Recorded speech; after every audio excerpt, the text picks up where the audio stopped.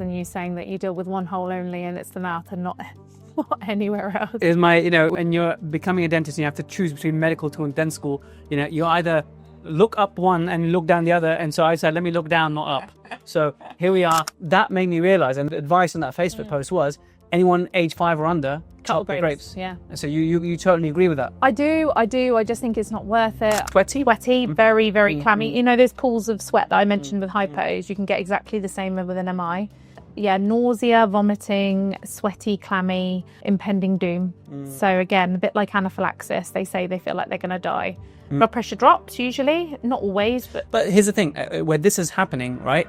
I'm going back to... Welcome back to part 2 of medical emergencies to get you that big fat tick for your annual CPD requirement for medical emergencies. And hopefully in a way that you can leverage the time of commuting so it doesn't feel like something extra you're doing, but also in a way that was conversational, something that was easy to listen to, and hopefully the retention will be really good. And to enhance that retention, don't forget, we have got our premium notes, like a revision summary, done for you notes for every episode for our premium subscribers. If you're not on that already, head to www.protrusive.app. In the last episode, we covered the most common medical emergencies that we see or could see: vasovagal syncopes, anaphylaxis, which is worrying and common nowadays, but with serious consequences. And we talked a lot about oxygen, like which medical emergencies should we be giving oxygen for, and how do you actually give the oxygen? The thing is, right, we as dentists, we hardly ever administer oxygen. We only are told to do it when there's a medical emergency. But I wanted to cover it because when push comes to shove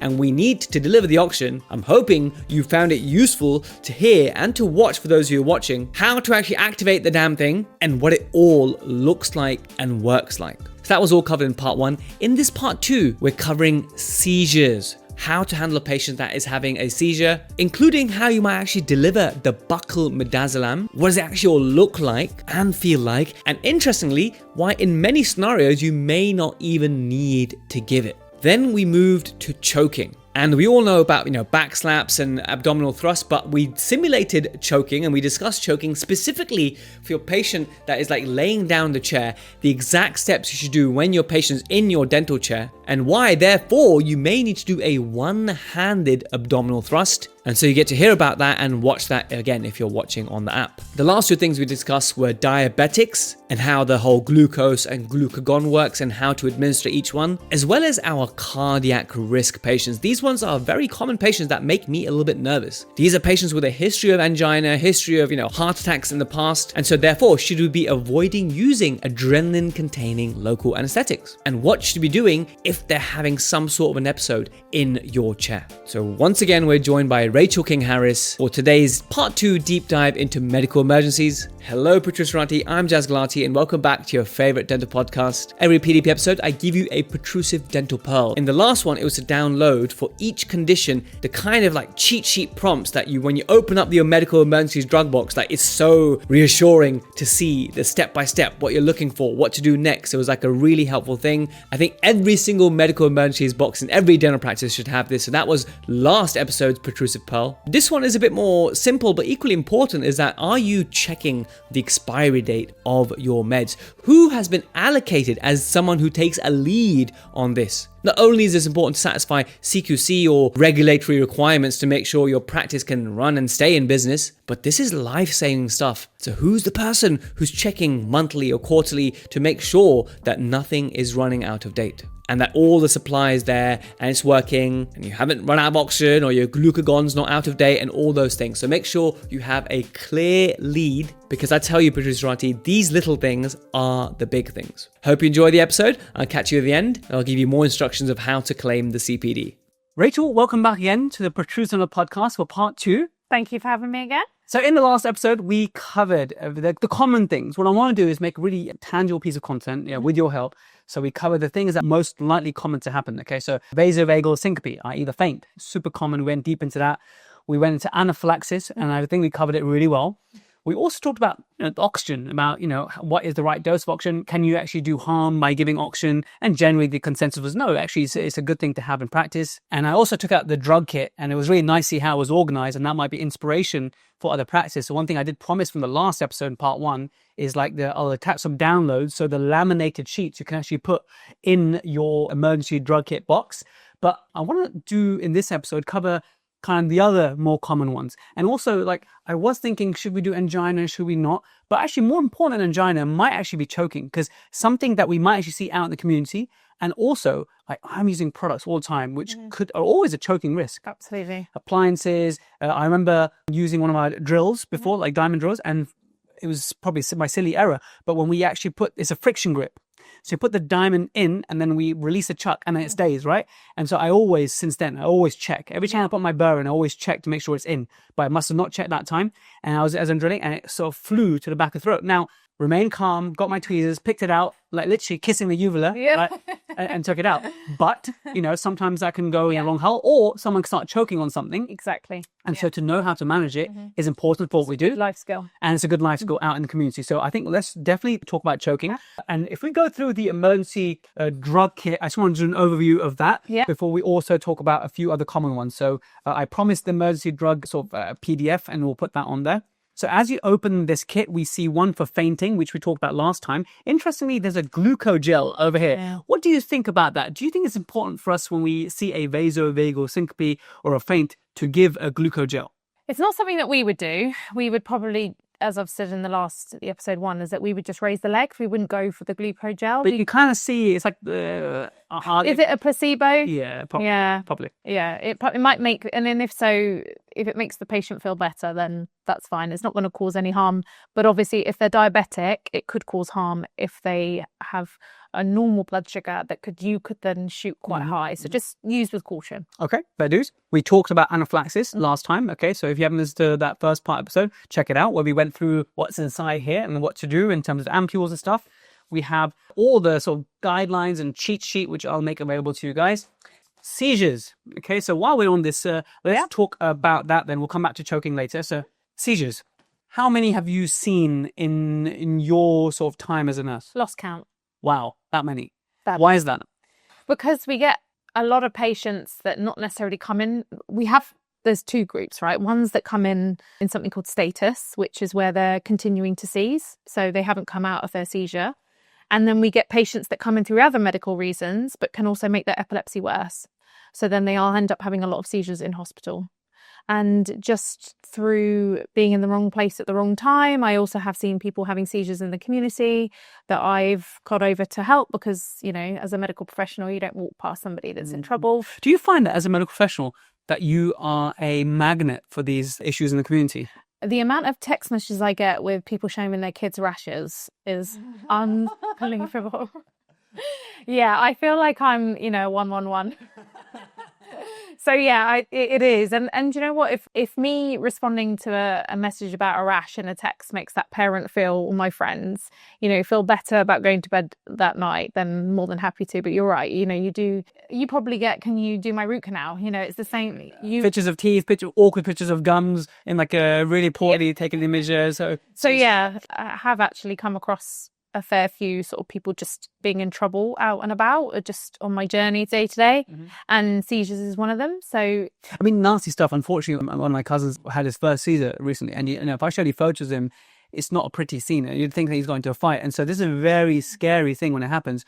What we worry about in the dental practice, if a patient has a seizure, how can you make it safe for that patient? Correct. How do you make sure you don't panic? And then how do you recognize it and get them the correct treatment? Yeah. So let's talk about that. How many seizures happen and it's like, oh, that was my first one? Do you see what I mean? Well, interesting you say that, because actually just a personal story. My nephew started having seizures at a very, very young age. I think he was about 2 or 3, but we didn't realize they were seizures because not all seizures drop, go unconscious and start shaking. They can sometimes be conscious when they're having them, and they can just literally move. And what he used to do was his leg used to just shake like this, but just one of his legs, and we just associated with he needed the toilet. So for years went by. Unfortunately, but fortunately, they did find he had a tumour in his brain, and he had it surgically removed a couple of years ago at Gosh, and he's been seizure free now for 2 years. But it went on for years, but they don't all look like seizures is what I'm trying to say. So in the dental practice, like we think that, keep everything safe, move everything away, because we're imagining someone really going for it, wailing around, but it's not always like that. And some patients can tell you they're about to have one, which actually can be quite helpful, because they can say, I'm about to have a seizure, and you can actually prepare the station if they are. The biggest thing for dentistry is the equipment that you have around, because we talk about danger, like check for danger. Now, what's the most dangerous thing is all your instruments. They're sharp. They're literally by the patient's head. So the key thing with seizures is, above all else, forget the medications, is actually maintaining safety, your safety and their safety. So have a quick look around your surroundings. Make sure that you've cleared. So for us, that's moving away our bracket table. We're doing instruments, move it out the way, move the suction stuff out the way. Yeah, making sure that anything that they may thrash their head against, because you don't want to cause a bit of a head injury if they are, in that classic way. Yeah. And then once you've maintained safety, then you can move on to, okay, how are we going to support this patient? The only thing about the suction that's quite helpful is if they bite down on their tongue, the tongue being a very big organ will bleed. So actually your nurses are perfect because they are the kings and queens of suction, should I say. They're great. So actually having suction nearby is quite helpful, particularly in your area. But it's about maintaining their airway if they stay in that seizure for a prolonged period of time. It just depends. What would collapse that airway from seizure? Just blood and fluids. And the fact that they're not some of them aren't in a very conscious state, so the tongue may fall back. So unless you open up their airway using head tilt chin lift, or if you do pop them into the recovery position, make sure that you stabilize them. But also, if you notice when you put people into the recovery position, what people tend to do is keep their head down. What you need to make sure you always do in a recovery position is pull their airway up. As a stage 1. Yes. But here's the thing though, from memory, I thought if someone's having a seizure, that you let them do it and you don't kind of touch them. And so what you're suggesting is that you may need to put them in a recovery position. You may. So what would that look like in a dental practice? Let's say it's happened to us and we're is it easy to diagnose a seizure? If it's yes, it is. If it's a very obvious seizure where they're sort of shaking quite vigorously, my first thing to do is maintain safety. So move all of your equipment out the way, call for help because you need support. Ambulance? Definitely. Okay. Yeah. And then what I would do personally is I might just leave them on their back but keep their airway open. Some people like to get patients on their side, and that would involve kind of you maybe having to get more than one hand, because of course what you don't want to do is injure your back or anything. So you may need to turn the patient on the side, but just make sure if you do that, you keep that airway open. And really with seizures, it's about just reassuring them, because, if they can hear you and stuff. Can they hear? Yeah, some patients. So okay. Yeah, some patients. So I don't know what it's like if you're having a seizure. I don't know how receptive you are to what's happening around here. Exactly what's going on. I never thought about that. Yeah, when they're having a seizure. So afterwards they'll say, oh, I remember the dentist was really kind. So it's just about, it also makes us feel better as medical professionals to reassure, it's okay, we're here. And then, I'm so glad you said that, Rachel, because in my mind, if someone's having a seizure, they're not with it. No, and then once they're younger, not that I would ever say anything inappropriate in that scenario, but we do need but to give that empathetic tone, don't worry, we got you. We're going to do this. Absolutely. And even just touching them, I find, just having your hands on them. I'm going to put my hand here. I'm going to do this. And what you're doing. Okay. Yeah. So reassure, and it is a little bit of a waiting game, because with seizures, we don't usually intervene for 5 minutes. And then we would very much... But you call the ambulance, though? Call the ambulance. You can't get oxygen on, or should you... You can pop the SATs probe on, see if they need it. You don't necessarily need to give them oxygen. If their SATs start to drop, then definitely get the oxygen out. And then actually the ambulance are very good at guiding you through what to do with seizures. They'll usually say wait until it gets to the 5 minute mark, and then they'll advise to give your drugs, which is where we come to with your seizure pack. Well, the seizure pack. So firstly, let's open up. So everyone, guys, this is a really cool way that the practice I work in manages the drug kit. It's got the A4 laminated card for epileptic fits and seizures, and so it says irregular jerky movements, rocking, shaking, stiffness, change to vision, hearing, smell, change to breathing rate, hallucinations, lost consciousness, and it says Midazolam, is what we need to do, and it says located in the top of antibiotic cupboard in staff room. Great, so it even tells you where it is. Perfect, because I would have forgotten. Yeah. I'm not sure, it might be worth looking up, but in hospital, Midazolam is a controlled drug, so we have to keep it in a twice locked cupboard. In a locket, yes, so it's a lock. So you have to get in through that lock first, staff room, and then we've got a key. Yeah. Right? So because the CQC will want it to be properly. And so since we had the CQC, now got that on board. Right, so what I'll do then is let me go get it, and let's look at the pack. Okay, so I found my key very quickly. I'm very proud of myself. And we have two. I didn't expect this, but we have two Buccal Midazolam. So one brand is called Buccal. It's 10 milligrams. and it says 4 pre-filled oral syringes. This one expires this month, which is why we have another one, and it's called Midazolam. Same thing, it's 10 milligrams in 1 mil, but this is a 5 mil. So I don't know how this is. We'll have a look. Alcohol-free, sugar-free, we'll have a look. But what I like about this already is the management here have made it very easy. They've written the dose very clearly on here on a sticker by pen. So age 10 plus, give 1 mil. 5 to 10, give 3/4 of a mil. 1 to 5, give half a mil, and so on and so forth. So it's nice and easy there, which is good. And I'm looking at it now, and it's a bottle which has a little bit of liquid. I mean, it's mostly empty air in there. And I've got 4 what looks like, Calpol type syringes in there, and goes up to 1 mil.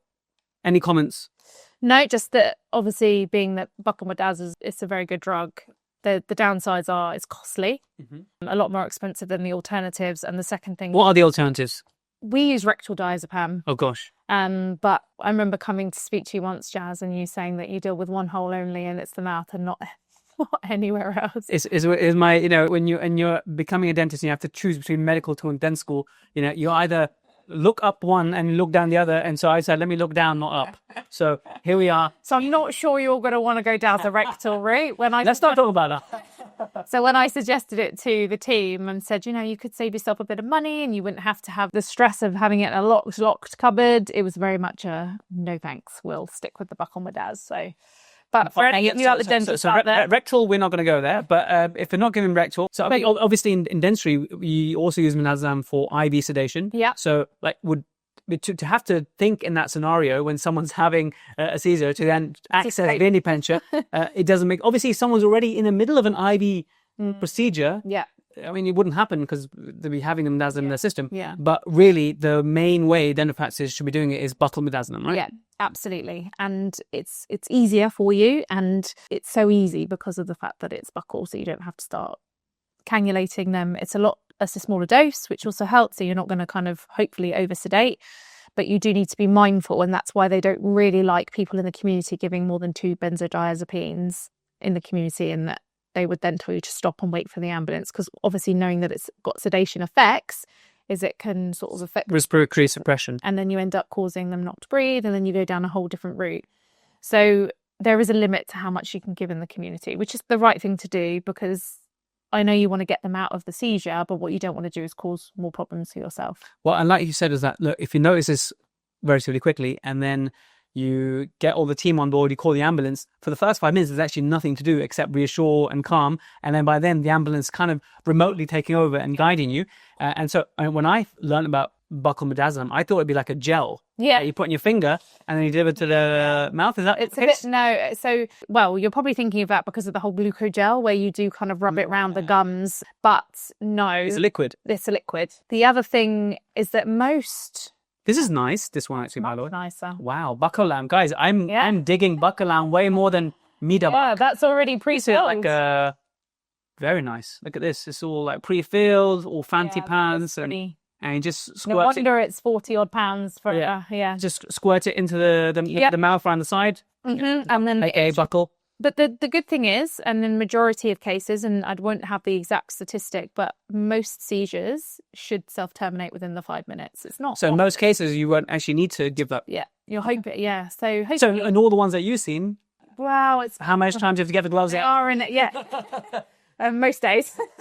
We would not probably cannulate them at that point and even try and avoid that. But yeah, if they're coming to A&E, they probably are more likely to be in status because they would have tried at home to get them out of it. And the fact that they're in A&E means that they're struggling with them. But epileptics in the community, in their home, do they keep Buccal Midazolam in their home and they're allowed to? Parents keep Buccal Midaz. And they're allowed to? So they are allowed. They've got care plans and they would give them a dose before even, some of the parents whose children frequently have seizures don't even come into hospital. They just know how to manage their children at home. Right. And the older you get different methods of managing it because it's not, I wouldn't say common, but parents are actually, funnily enough, one of the best.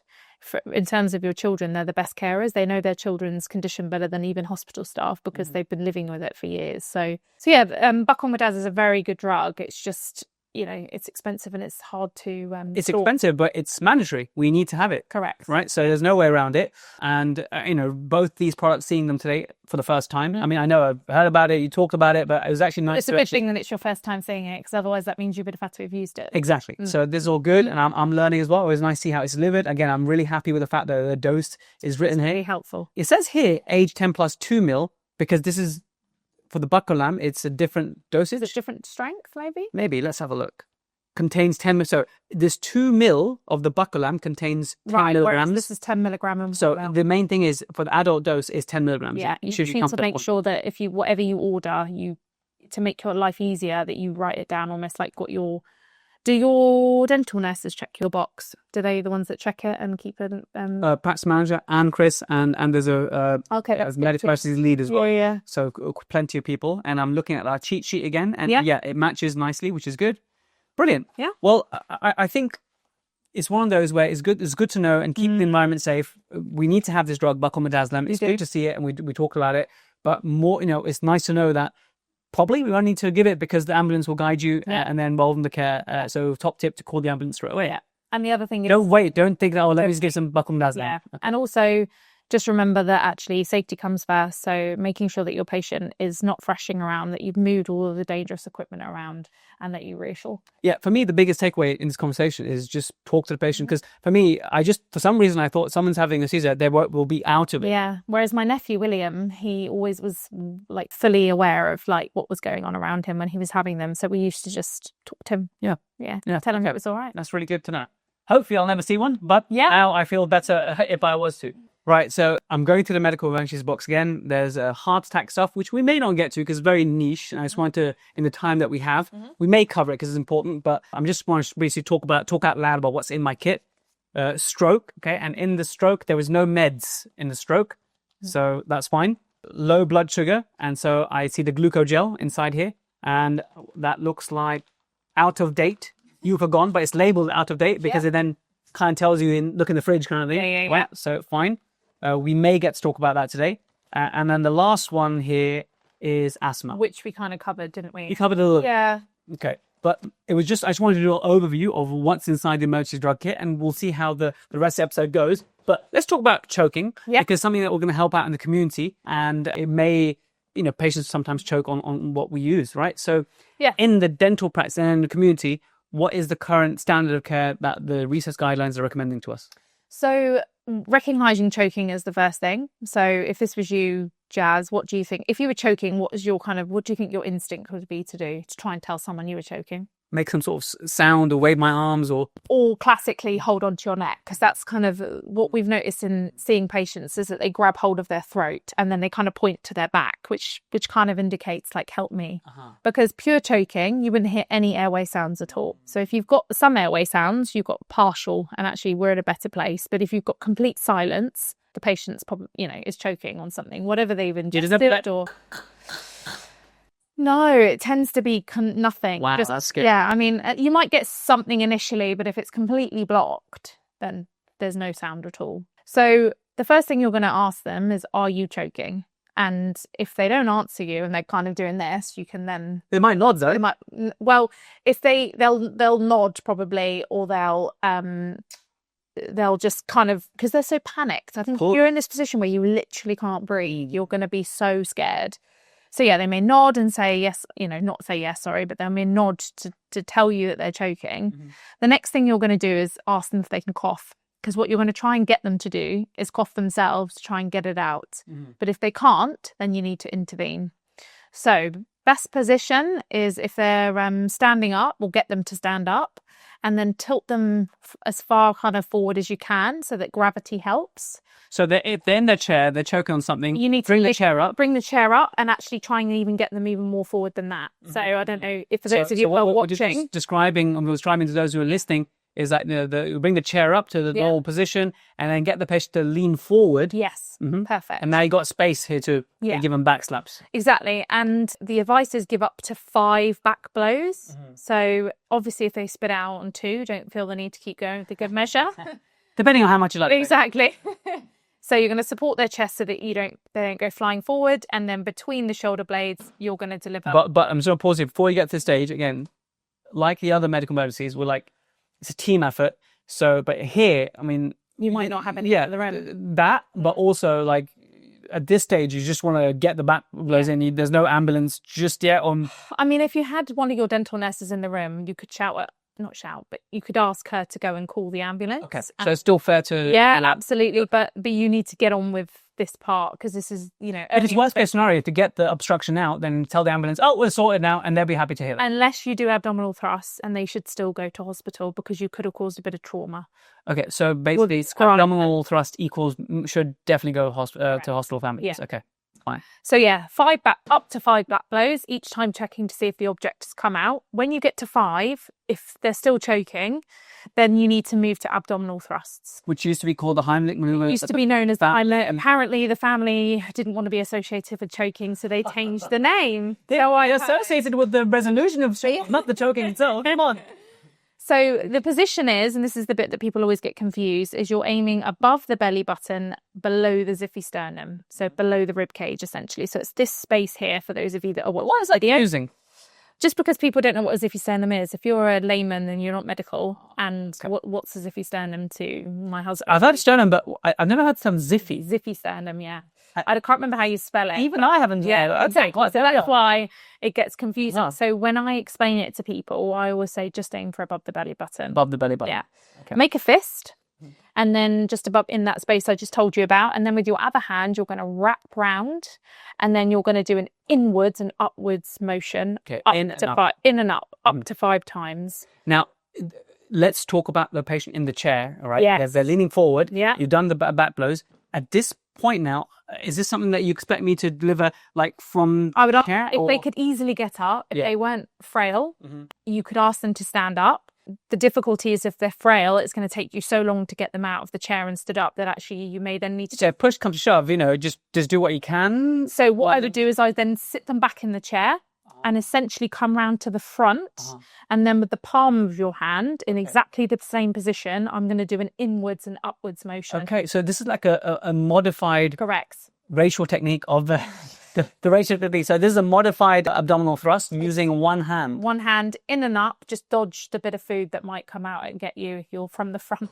Or the dental instrument or whatever. Obstructing. Because obviously you're right in front of them now, so you're in... We're usually wearing loops and glasses and that kind of stuff anyway, so we're good, and mask and stuff, so fine. And so do that 5 times? Up to 5 times, and then if that doesn't work and the object is still in the mouth, then you go back to tilting them forward, going back to... So you alternate every 5. 5 back blows, 5 abdominal thrusts. 5 back blows, 5 abdominal thrusts, until the object comes up, or... But if you've done even this one-handed abdominal thrust...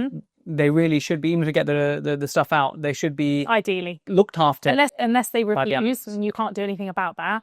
If they say, I don't want to go to hospital, I'm fine, then that's... So your advice should be, guidelines would be... You might cancel the ambulance and then you'd let them get their own way up there because they won't need a time-critical ambulance. But the most important thing is that while this is happening, like I can imagine, like, one person is dealing with the actual abdominal thrust, the other person, the phone's right there, speaking to the ambulance, right? I put them on speaker kind of thing. So that makes sense. And then hopefully it comes up. If it doesn't, eventually they're going to become hypoxic and they're going to collapse into cardiac arrest. And then you would go down your CPR with airway defib management. Okay, that's very helpful. And this is actually a very serious thing because I know a friend of a friend, unfortunately, who passed away at an airport. He was literally just eating a donut. Yeah. And then he started choking and he died. And so this is... I think we talk about grapes, we talk about sausages, we talk about blueberries, steak, red meat seems... But we don't talk about the other things that still... I mean... I was just speaking to a GP earlier and they said that their husband choked on bread. So it's not always we're very good at chopping up grapes, but... Yeah, and I'm so glad you mentioned grapes, right? Because my wife is really particular about my kids and the grapes and stuff. But I was a little bit blasé, right? Because my little one just loves to grab it and go for it. And I'm not going to chase him to take the grape off and cut in half. Yeah. However, literally 2 days ago on my Facebook, I saw a radiograph of a grape stuck in the airway, but it was like partially obstructing it. So the child was able to breathe. They were able to shift down there in and out. Yeah, exactly. So that made me realize, and the advice on that Facebook post was, hello, YouTube Protrusive. I know you're watching on YouTube, and I hope you're enjoying this episode so far. But I wanted to highlight, in case you don't know yet, we have an amazing viewing experience on protrusive.app, our website, our network, our platform. So I just want to spend a minute to show you what this looks like. On the left side, you see the navigation, and when you join the app, you get a 1-minute video tour of the entire network. Now, in terms of where the magic happens, that's in the Protrusive community, because you might come for the content, but you'll stay for the community of the nicest and geekiest dentists in the world. We have all these polls, we have a chat group, there's always active chats and dentists helping dentists. And really what I want to do is create a really supportive environment that's not like the environment we have on Facebook, and is built on the values of niceness and geekiness. If you are nice and geeky, you belong here. Now, to make this a safe space, we have a manual process of approval. We actually verify that you are a dental professional before you get in here. So we have hundreds of applicants a day. So if it's been about 2 days and you haven't heard anything,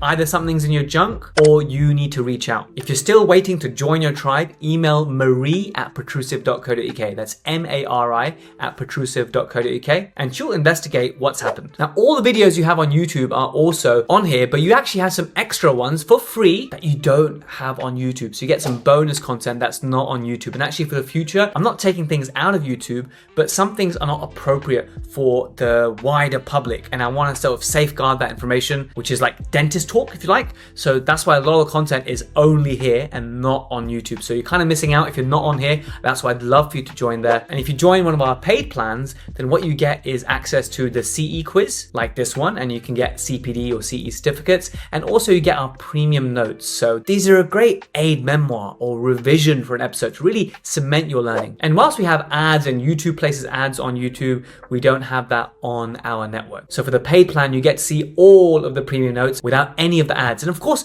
you get to support Team Protrusive and help us to continue what we're doing. I'm just going to gloss over the Protrusive Vault, which has all our infographics and downloadables. These are all our masterclasses at this moment in time, and we're always planning to add more. And if you look at them, there's about 1, 2, 3, it's about 7 of them. But actually, if you look at the replay section, some of the live masterclasses that I've done and some of the training that people pay for on other websites is all on there, included as part of the masterclass subscription. And if you're a student, don't fear, we have a special section for you with all the student notes, which anyone can access. So for example, here is one on exodontia. So it's all there waiting for you on Protrusive Guidance. Please head over to the website, which is protrusive.app. Make an account on your browser. This could be Safari, Chrome, however you want to do it. And once you've made your login, then you can download the iOS or Android app and then log in through there. So the reason to make the subscription primarily on the website first is that you get access to a free trial, which you don't get if you make an account on Android, iOS. If you make it on the website, you get access to the free trial, and you get our best price if you sign up through protrusive.app. So our best deals and free trials are only on protrusive.app. Of course, we always put the link below in the description, and thank you so much for enjoying our videos on YouTube. But it's now finally time to level up your experience. Back to the episode.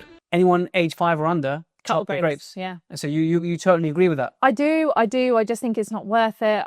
It's funny because I don't chop my grapes for my 8-year-old now unless she goes to school, and then I do, because for some weird reason, if she's around me eating grapes, I feel fine, because I always say, sit down, don't talk when you're eating them.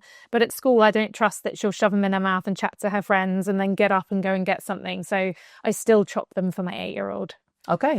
Once it's there, you can't ignore it, can you? And you never think. Now that I've seen that radio go off, honestly, once someone listens to this and they got like young children, they'll realize that, okay, and now. But also sausages are a big one, and I think we don't talk about them as much. But I guess we all just need to sit down and not talk when we eat, and do have good etiquette. Mindful eating.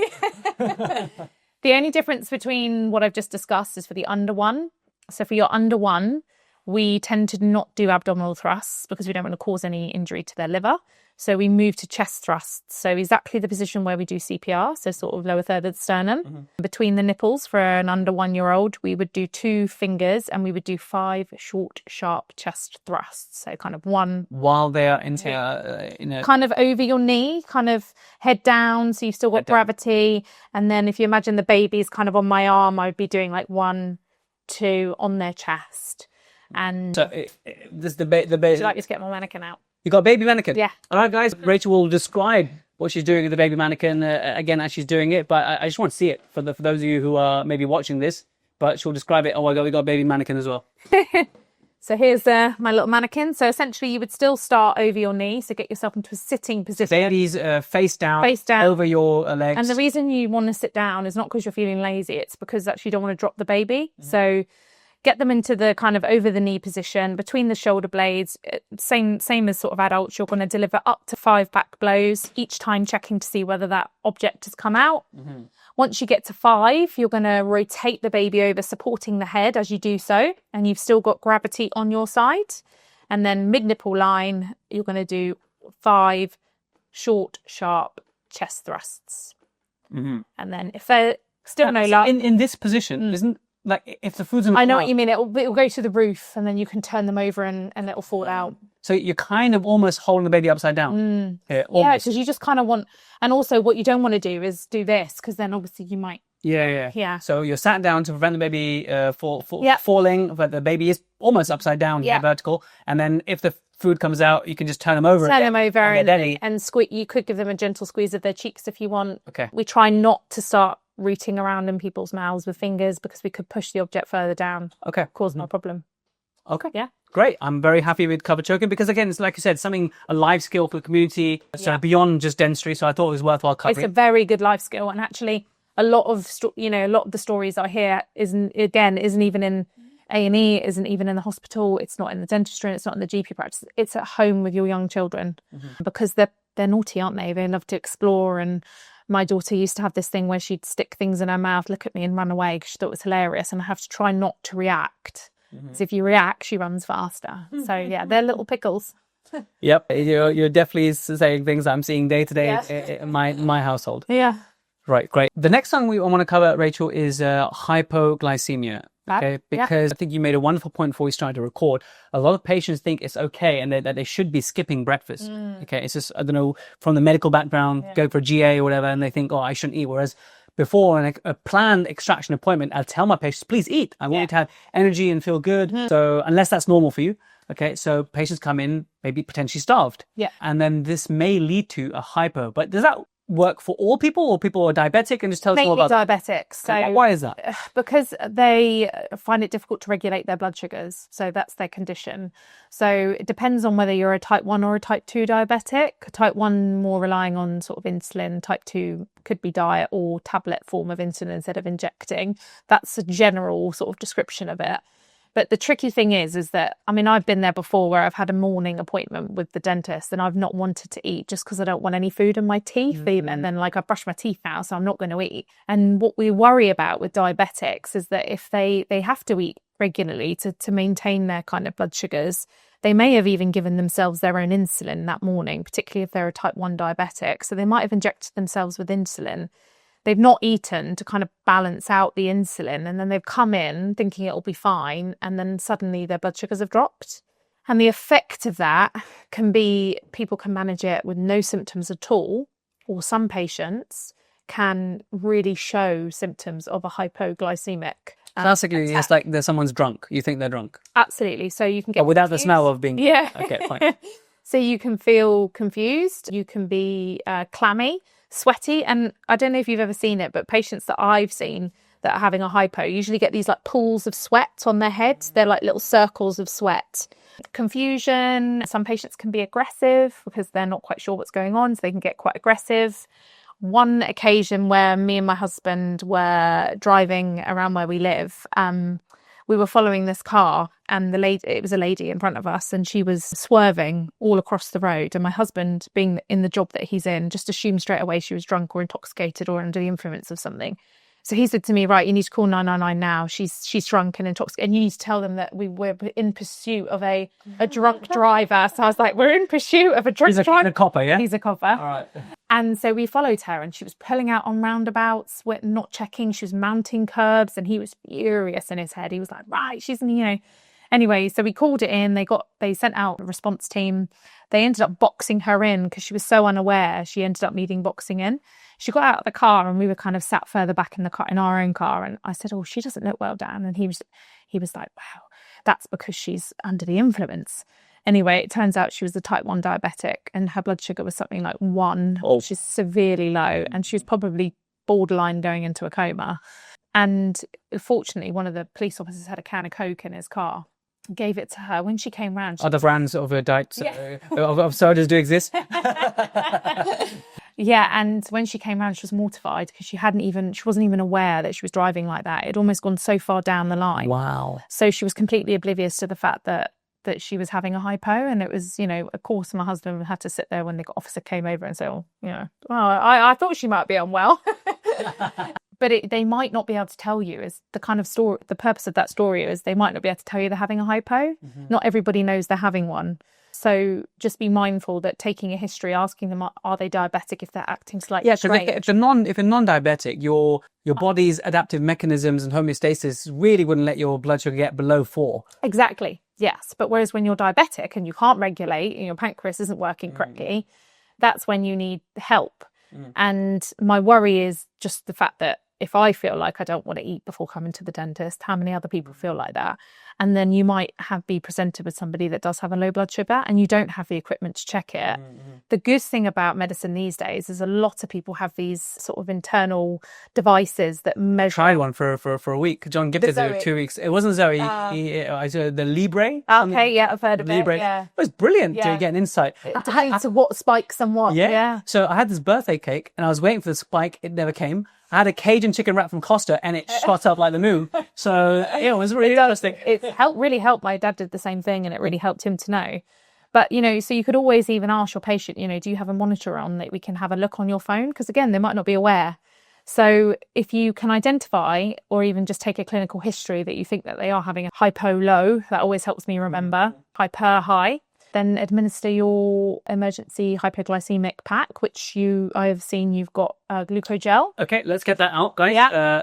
So labeled as low blood sugar, and again in this zip wallet, this A4 zip wallet. I'm gonna open this one up, guys, and I've got administration of adrenaline. That shouldn't be in there. Okay, that was probably me. Okay, so I'm gonna put that one where it belongs. Okay, so hypoglycemia: shaking, trembling, slurred speech, tingling of lips and tongue, hunger, palpitation, sweating, double vision, unconsciousness. Okay, so that's all there.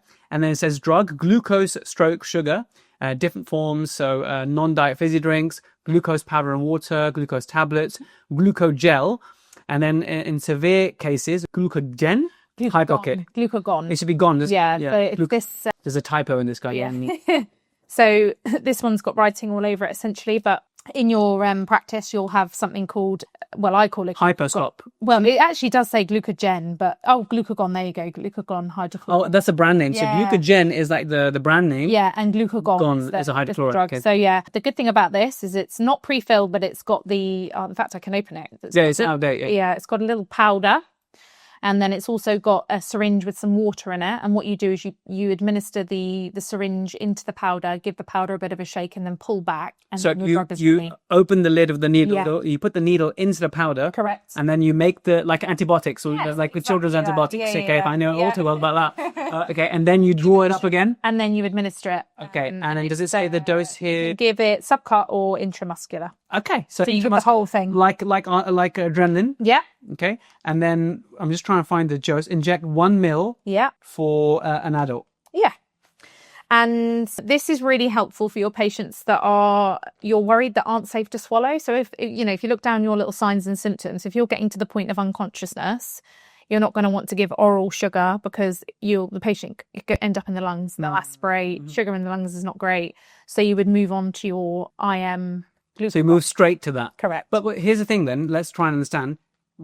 At what point should we thinking, go get a biscuit or go get a sugary drink? I guess it depends on if they're alert and they can swallow normally, then absolutely go for the kind of oral. So we've got like water, the dextrose powder, whatever it is, and give that to them. Or your gels here. Yes, so gel, yeah. Let them swallow one of these, rub it around their gums and let them swallow the dextrose gel. Mm-hmm. They're really great. You can also, it's simple things. If they're like low, but actually they're not severely low and they're not even confused yet, but they tell you that their blood sugar is like 3.5, they're not feeling great. Okay, so the instances where I've done this without really thinking much of it and actually putting the label of hypo is patients who they've skipped breakfast, but I know it's not normal for them. Yeah. Right. And before I start my extraction, I was like, look, can I just give you this? And I've done it preemptively. Yeah. Digestive biscuit, cup of tea with some sugar in it. Orange juice. Orange juice. Yeah. Exactly. Orange juice. The best things for people having a hypo usually is jelly babies because They are very good at bringing it up quite quickly. If you Usain Bolt swears by jelly babies before a race. Yeah, well, I can imagine.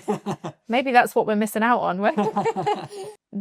Having spoken to some of the diabetic nurses that I work with, they say that sweets are much better than chocolate because chocolate, the carb count is quite high. Dairy, is that to do with it? I don't know. I think it's more to do with the carb count in chocolate, and it gives spikes, whereas apparently jelly babies are better. So that's what I stick with. Buy yourself a packet of jelly babies, keep them in your drawer.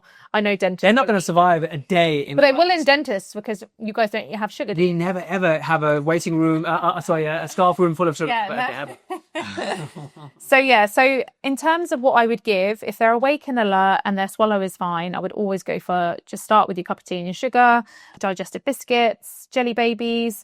If you feel like they're quite severe, or that's not going to work, you can go for your glucagon. Right? Now, again, I ask you this question again. You're assessing this, it's kind of dynamic, and you're giving the glucose gel at this stage. Yeah. Is it worth calling ambulance at this stage? For me, I think it's preemptive, and perhaps it shouldn't be at this stage. If they know their diabetes really well, then no, because they know these patients, if they're well controlled usually, or even just they know themselves, I would be guided by them, because actually they might get hypos quite a lot and they know exactly what to do and not necessarily need to go to hospital. If you've given them sugar and it's still low and you're still not happy and you're going to be sending home a patient with a low blood sugar, then I absolutely would advise. So put it this way, if you're thinking to give glucagon, yes. Is that a good point for your nurse to be calling the ambulance while someone's looking after them? I think if you're giving IM sugar or glucagon, then you need to. And that makes sense. Am I really happy to discharge this patient back into the community? Good point. Yeah. Good point. Yeah. Okay. Because you don't want to be lying there at night worrying about, did they get home okay, or it's a tricky decision. Have you ever had to administer glucagon? Oh, loads. Yeah. Okay, so again, is it just like the adrenaline? Yeah, exactly like that. I tend to either do subcut in the tummy or... We don't do subcut though, do we? We do intramuscular. You probably are more used to, or in the arm. You could go in the arm. All right.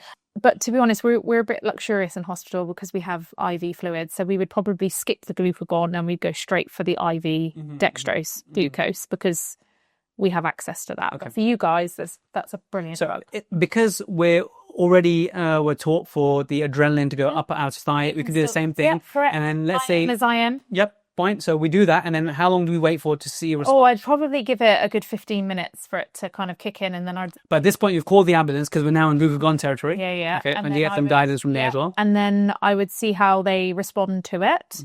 Obviously, you've only got one chance with glucagon. But meanwhile, what you don't want to do is overload them. Like, you see them pick up, but then you're still shoving jelly babies in their mouth because, of course, you'll get a massive spike. So I would genuinely just give the glucagon, see how they feel. Have they started to react to it? Have they started to come round a bit more? Are they a bit more alert? They'll usually say, I feel much better. Because, of course, when you're having a hypo, you feel dreadful. Whereas when you start to get sugar, you feel a lot more human. So be guided by your patient. Okay. Yeah. If they've got a monitor, great. Obviously, not. Nowadays, with these diabetic patients, like I said, the technology is amazing. It is. To have that. If they accept it. That's true. Right. So last one, guys, let's discuss an important one. Something that often worries me, because the one that worries me the most day in, day out is my patient who I'm doing some sort of surgery on. Yeah. And they have like a heart stent or history of myocardial infarction, or they're on loads of blood pressure medicines and a history of angina and that kind of stuff. And I worry about that. Like, can anything that I'm doing exacerbate and flare up or cause a myocardial infarction? So the one we worry about is them having adrenaline in our anesthetic and that causing their heart to race and then actually putting their heart under stress. And there's actually lots of mixed opinions in dentistry about this. So some people think that there's no point worrying about it because adrenaline is natural and the body mop it up, and that's exactly. And actually, if you cause pain to that patient, then that's going to cause an adrenaline spike anyway, and that's probably worse. Yeah. Whereas other people say that actually avoid all these anesthetics that can train adrenaline, use adrenaline-free anesthetic. But of course, regardless of anesthetic, it doesn't work as fast, and it's just how long it actually lasts for in general is shorter as well. Yeah. But that's just one facet of it. Just generally working any treatment on these patients who are cardiac risk, it doesn't have to be anesthetic. They could present with some sort of symptoms in the chair. They could. So tell me about the classic things that we should be looking out for in our patients. So obviously the first one being their medical history, having that kind of stuff. But you taught me, Rachel, actually, and I think it was you that taught me this, the first time someone has a heart attack, I think half of them actually pass away. Is that right? Oh, I'm not sure I told you that. Maybe someone else told you that. But Is that right there? I'm not sure, to be honest. I wouldn't know whether that statistic was right. But I mean, let's talk about the classic symptoms, shall we? Should we cover that? So you can have an MI, myocardial infarction, anywhere. And it would just happen to be very unfortunate if it ended up happening with you. Do I think that having a procedure could increase the cardiac workload? Yes.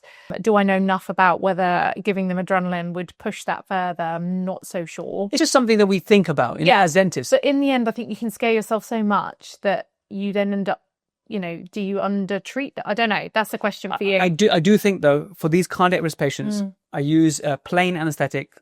And I feel as though it works well. Lots of people use a plain anaesthetic now.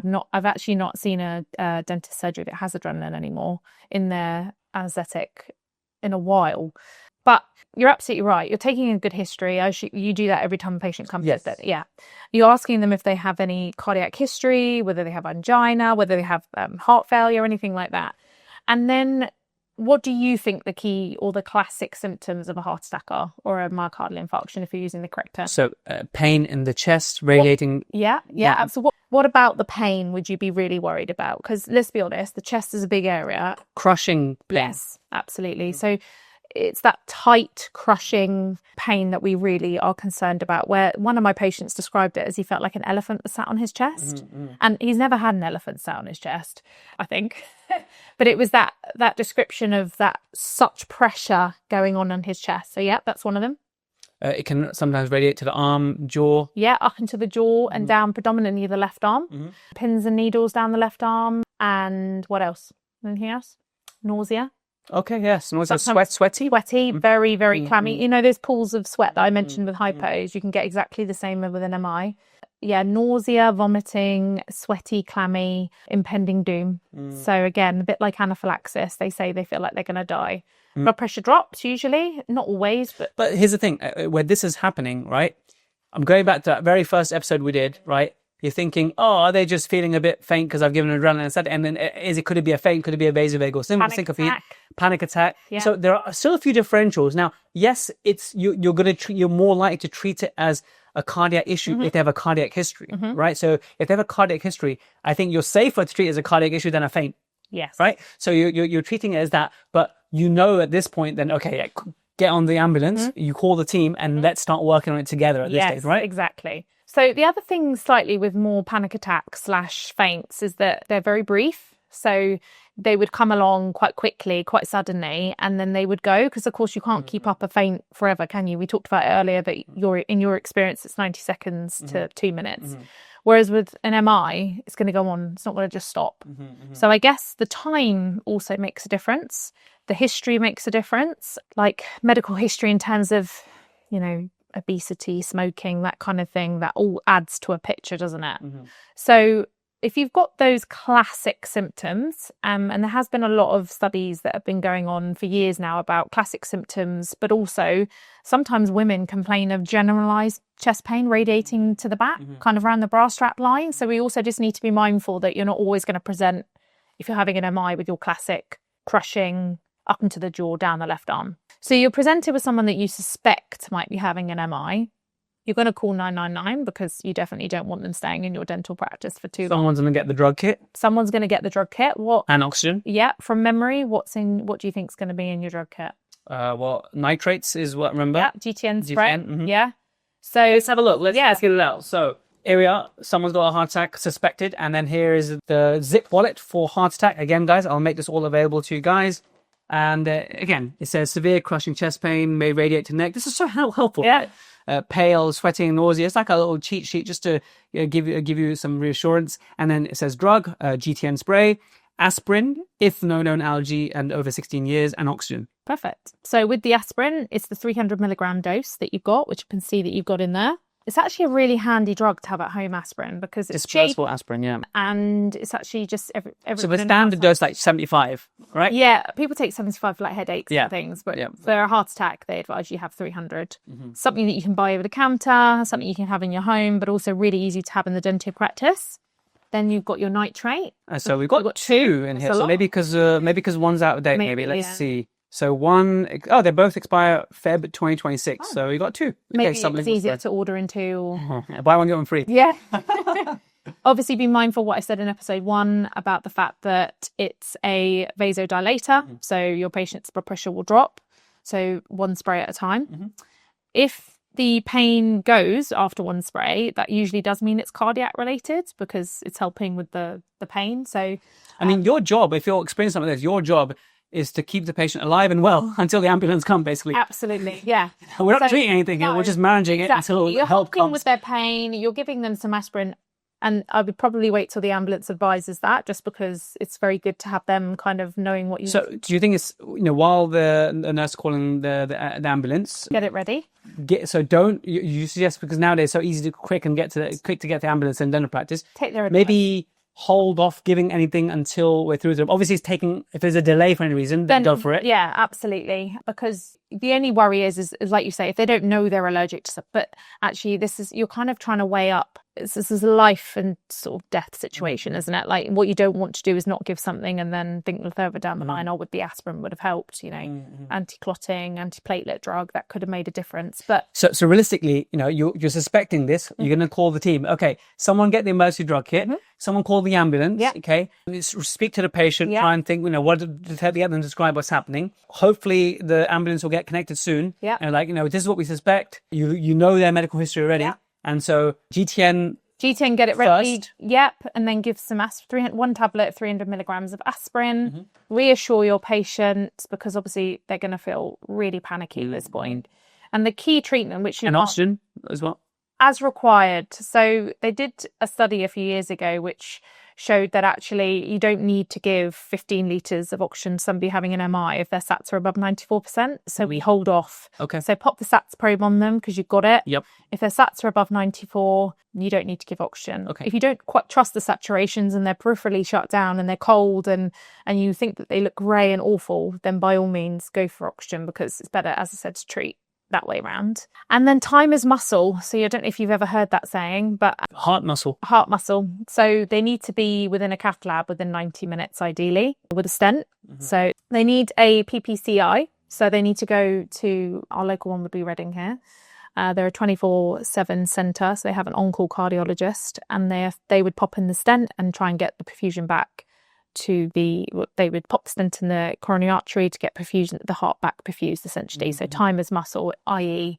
we don't want part of that heart muscle dying every sort of minute that we leave it.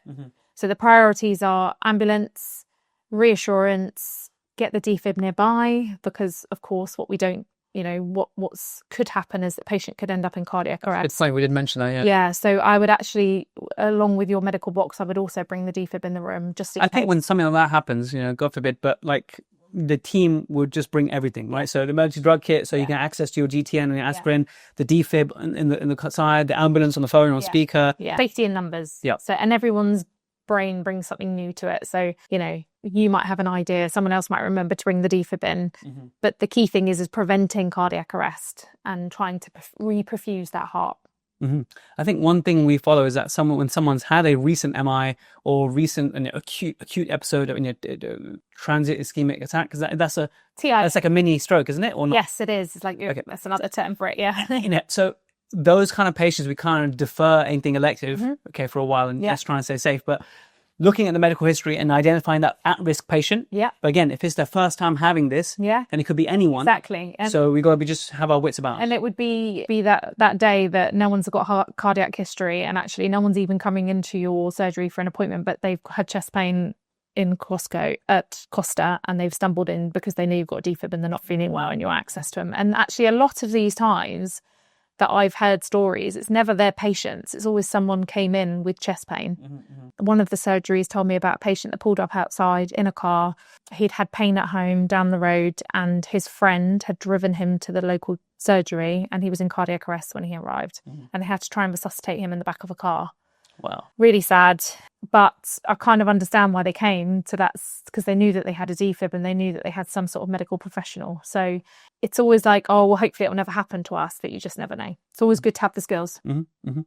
Well, I think we've covered a lot, and we've covered our 1 hour each now, which is great. I think we made something that is going to help everyone in the community, but also the more common things that we think about. Any last tips for our dentists listening and watching today?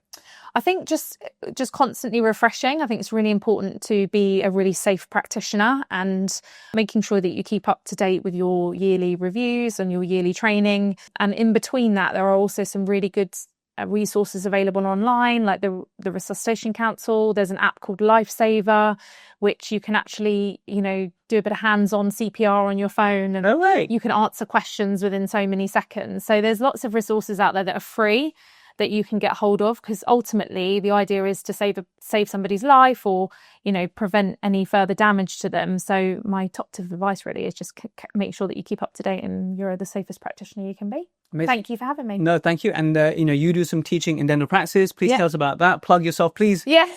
So I tend to alongside my main sort of full-time role as a nurse, I also teach emergencies and adult and paediatric basic life support in the community to GPs, dentists. I also do, in fact, I've also taught just people that have bought a defibrillator for their local community centre, and they've all kind of, got together and said they want a trainer. So happy to help, but also just happy to be part of this podcast. And it's been amazing to have you, and appreciate you just covering everything so nicely and simply and so clearly. That really helps. I'll put your details, so if anyone wants to reach out, if any bookings and that kind of stuff. Thanks. But thanks so much, Rachel. Appreciate it. Thank you very much. Well, there we have it, guys. Thank you so much for listening all the way to the end. You've done it. You've listened to 2 parts of medical emergencies. You can totally claim your CPD certificate. It comes in 1 part each, so 2 hours in total, but that is the annual requirement. It is done. You can relax and not have a panic in December. And of course, if your practice is organizing some CPR training, some medical emergencies, please say yes, do it. The requirements are a minimum,